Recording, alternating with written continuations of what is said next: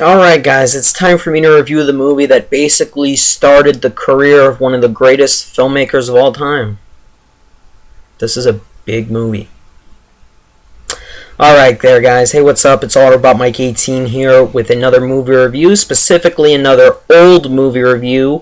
Guys, real quick, sorry for the fact I'm filming on a webcam. Not my normal camera to do a movie review. I never do movie reviews on my webcam, but for today I am. And two, sorry for the lack of movie reviews and old movie reviews in the past couple of weeks. It's that I just started college recently, as many of you know. I'm trying to get used to everything. You know, my classes, I have been getting a lot of work ready. I am going to be very busy for the next 3 months until, you know, like my winter break or anything.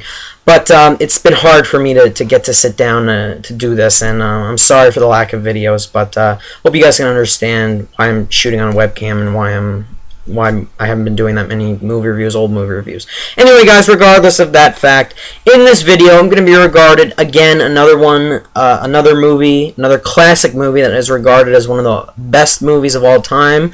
Not only one of the best of all time, but one of the best directed movies ever made, and one of the best performances of all time in a movie. And that movie is Taxi Driver. Taxi Driver from director Martin Scorsese. I am finally starting to watch more Scorsese movies. I've watched this, Departed, The Wolf of Wall Street, and Shutter Island, and I still need to watch some more. But anyway, guys, Taxi Driver was released in, I want to say, 75? I do not remember. I will try to look on the back. Enjoy the shot of me looking at this. Well, I think it was 76, I'm sorry. 1976, Taxi Driver was released. In regards to Oscars, it got nominated for 4 and won none. I find it funny how a lot of some of the films that are regarded as some of the best movies ever made got nominated for like a couple Oscars and they never won any. Meanwhile, they're the movies that we all remember. The Oscars are very weird. They work in weird ways. But anyway, guys, Taxi Driver, you know, if anyone ever brings this up to a film lover, I think they could go on for hours talking about this movie. And I finally got to watch it for the first time. I watched it last week, and sorry for the fact I'm shooting this review a week later. Watched it Labor Day weekend. Anyway, boy oh boy do I have a lot to say about this movie, and I can't wait to get into my thoughts on Taxi Driver as I get into the review. The first thing I'm going to start doing, guys, however, is I'm going to start talking about the plot, then I'll get into my thoughts a little bit later on. So here we go. Taxi Driver is set in mid-1970s New York City, which at the time was, you know, still lively. I don't think as lively as today, obviously, but also at that time it was a lot more scummy, a lot more filthy, you know, filled with, I mean, sure, there's still prostitutes and rapists and gang members and all that in New York City nowadays, but there was a lot of that back then as well. New York City, bad place and time back then. Meanwhile, our main central character in this movie is Travis Bickle, excellently portrayed by Robert DeNiro in this movie. Travis Bickle plays a very lonely, somewhat depressed taxi driver. He works for a taxi cab company, and he works very, very long hours at night, going through the whole night, and he doesn't really find much sleep. He's an insomniac. He's having trouble sleeping, and he's very isolated. Normally in New York, you don't get that many isolated people. You see people with other people, you know, socializing, whatever, but you know, of course you do get people that are isolated, and Travis Bickle is a perfect example of a character who is very much isolated from the rest of society. You know, he lives alone, doesn't really talk to many other people, you know, keeps to himself, you know, keeps his thoughts down in a, you know, like a journal of sorts, and that's the first half of the movie, I really want to say. This is just a story of Travis Bickle and how he goes around, you know, he's a taxi cab driver, and how the fact that he's isolated and he's very lonely and separated from the rest of society pretty much, it's going to be the main factor in the transformation of Travis Bickle's character into a complete maniac as the film progresses. And that's all I'm going to say, guys, okay? I'm just going to say the character of Travis Bickle goes down a very dark path on a very important mission about midway through the movie, and that's all I'm going to say about Taxi Driver, alright? Now, I know a lot of you are like, well, what kind of movie is that? It doesn't sound that interesting. Trust me, it is. It's a lot more interesting the way I described it. But this movie, I really didn't describe a basic plot. I really just described the character of Travis Bickle. And the reason why I did that is because Taxi Driver is more so a character piece than anything. You know, I watched Locke recently, and that's kind of what this movie reminded me. Seeing I watched Locke before this. Locke is a character piece on the character of Ivan Locke. Taxi Driver is a character piece on the character of Travis Bickle. And that's something I just wanted to point out. Now, let me say this much about Taxi Driver, guys. Not only was this film incredibly directed, and after having watched this movie, I am definitely convinced, as many of you are, that Scorsese is one of the greatest filmmakers of all time, as we all knew that. I definitely can't wait to watch Goodfellas and Raging Bull, and amongst a few other Scorsese movies I still have to watch. But, you know what? By the end of this movie, I was completely wowed and captivated, and I finally was able to breathe once the movie concluded, okay? What I'm basically trying to say, guys, is Taxi Driver is probably one of the best movies I've ever watched, even though you're going to be a little surprised with the score I give it. It's definitely one of the best directed movies I've seen in ages. It's really up there. Okay, Scorsese did an amazing job with this movie. It's so well comprised on a technical and directorial level. It really blows you away. And once you start to think about the movie a lot more, you're like, wow, I like this about the movie. I like that about the movie. You know, that's what Taxi Driver is. And not only was it well directed and shot and acted, but it was also very well written. It's a very well written character piece that really says a lot about the effects of isolationism and depression or stuff like that, loneliness, how important loneliness is. And it really says a lot about how that can affect a person's mental stability. And I really liked that as it was portrayed in the movie. I wasn't expecting this movie to be about a character dealing with mental illness as the movie concluded, all right? I really wasn't expecting that at all, and it really took me by surprise, and I really, really like that about the movie. It shows the movie shows that a person can snap at any given time for even the smallest of reasons, you know? I mean, that's what I really loved about Taxi Driver. Now, getting into Robert De Niro's performance, of course I'm going to talk about the other cast members, but Robert De Niro owns this movie in that this is probably one of the best performances I've seen in a movie. I mean, he is so good in this role as Travis Bickle. I mean, it's, again, I said this in my Clockwork Orange review. It was cool to see Malcolm McDowell transform his character. It's awesome to see Robert De Niro's character transform from the beginning and how we see him. You know, he's calm. He's just lonely in the beginning. He's calm. And then to see that mental stability just go down, I love it. Okay, not only do I care about...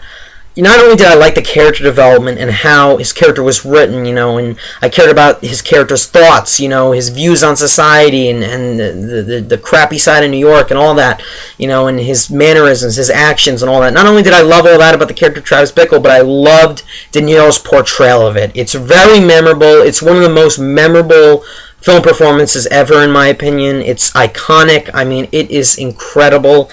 De Niro is on fire in this movie, guys. Such an amazing performance. It really is. I mean, the character of Travis Bickle is just incredible. I love it. And then, as for supporting cast, I'll get back into De Niro later. Sybil Shepherd plays sort of the love interest of Robert De Niro's character. She was very good. Jodie Foster, who is probably my favorite actress of all time. This was one of her biggest film breakout roles. She plays a young 12-and-a-half-year-old child prostitute in this movie. And man, was she really good as well. She got nominated for an Oscar for this movie, too. That was one of the 4 Oscar nominations this movie got. Jodie Foster got nominated for Best Supporting Actress. So I thought that was pretty awesome as well. It was very cool to see her that young in this movie.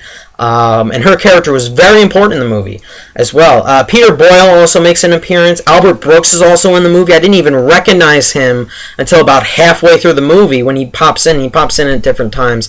And even Martin Scorsese himself, who directs the movie, made a cameo appearance that is detrimental to the story of the movie. And I love it. That scene was great. But anyway, guys, yeah, what can I say? I love Taxi Driver, and I said earlier, this is probably one of the best films ever made. I'm not disagreeing with that in any way. But I'm not, you guys are going to be surprised with my rating. And I'm not going low at all. I'm going very high, but I'm not going all the way. I'm going to give Taxi Driver a very strong 9.75 out of 10. Now, a lot of you are going to start giving me hate. Why didn't you go all the way? Why didn't you give it a 10? Well, this movie isn't on everybody's list of favorite movies of all time.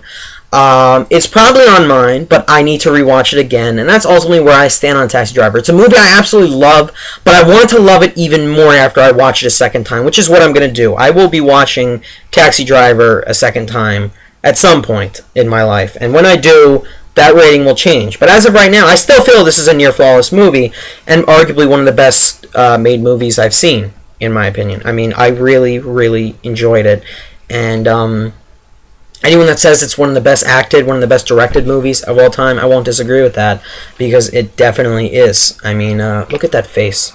Look at that face, guys. That scene was awesome. I was like, what the hell is he going to do? I love it. And he comes out of the car, and he's wearing the outfit, the hair, the mohawk. I love it. But yeah, 9.75 out of 10 for me for Taxi Driver, guys.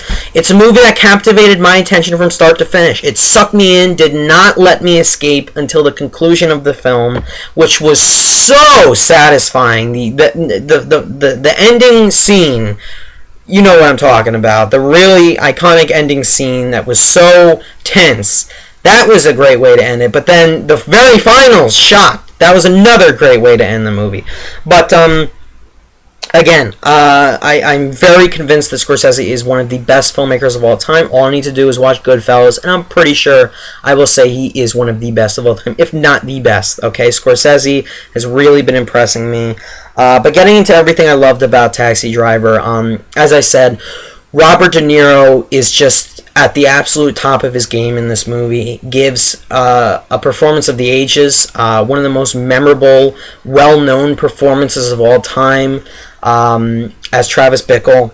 And I loved the character development of Travis Bickle. And the character itself of Travis Bickle was just amazing. The supporting cast was very, very solid as well, in my opinion. In a movie where De Niro just dominated over everyone, the supporting cast was very, very strong. And they definitely, they obviously didn't overpower De Niro, but they were very, very good. They held up their own. Martin Scorsese incredibly directs this movie. His shots are absolutely incredible. I loved his portrayal of New York back then, because I think it was pretty accurate. New York is, you know what, I live in New York, and I don't live in the city, but it is not a very great place, and just seeing it portrayed that way on film was pretty freaking cool, in my opinion. There are definitely some deep, dark places within New York City, and I am a big fan of the city, even though there are those deep, dark places. I think he did a very good job portraying it. The movie was incredibly directed. The shots, the cinematography, there's a few very nice long takes, not overly long, but long enough to make me say, wow, that's a very great long take in the movie. The cinematography is just gorgeous, in my opinion.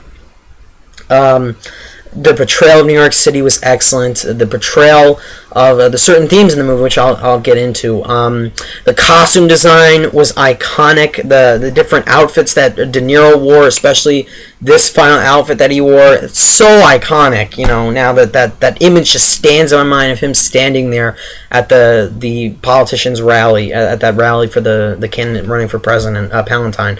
That was incredible. Okay, that whole scene, man. Oh man. Bernard Herrmann's score. My goodness, he composed a lot of the music for the Twilight Zone episodes, and this was one of his last works, and man oh man, was it incredible. Film score was incredible. The score was absolutely perfect, in my opinion. I don't know how this did not win best score at the Oscars. I really don't. But it was, Bernard Herrmann is an incredible composer, and the score is just so, it definitely sticks out. It is out there. It is so memorable, as is everything else in this movie. And the movie was perfectly written, in my opinion. Perfectly portrayed the messages of loneliness and isolation from everybody else, and how that can affect a person's own mental stability. How a person can go from, very quiet person who keeps to themselves to someone who just snaps and loses it all and sets out on a quest for anything, okay? I mean, I loved that about Taxi Driver. I mean, all of that works so well, and all of that under Martin Scorsese's incredible direction. That is what makes me love Taxi Driver. And I know I didn't give it a 10. I know you guys are going to be upset with that, but trust me, after I watch it again, I'll give it a 10, but I'm still saying it's probably one of the best. If I did have to complain about one thing, I would say this much, and I do complain about this occasionally. I kind of wish the movie was a little bit longer. It's under 2 hours, one of Martin Scorsese's shortest movies, and I would have loved a scene or two of Travis driving around and showing more of his mental digression into sort of like a sociopath almost. And that's kind of what I wanted to see. Just a few more scenes of that. I'm not holding that against the movie. That's not why I gave it a lower score. But I just wanted more of this movie. That's how captivating it was. That's how engaging it was. That's how memorable it is. From the shots, the direction, the score, the acting from De Niro. Everything is perfect about Taxi Driver, and 9.75 out of 10 for me. Guys, if you haven't seen this movie, please go see it. I'm sorry it took me so long to finally watch it, but yeah, it's definitely one of the movies that just stands out, in my opinion. I really loved it. If you guys did see Taxi Driver, nonetheless, let me know what you thought of it down below. Give me your feedback on what's your favorite Martin Scorsese movie. Let me know in the comments down below. Thank you guys so much for watching. I really appreciate it. I'll see you guys in the next video.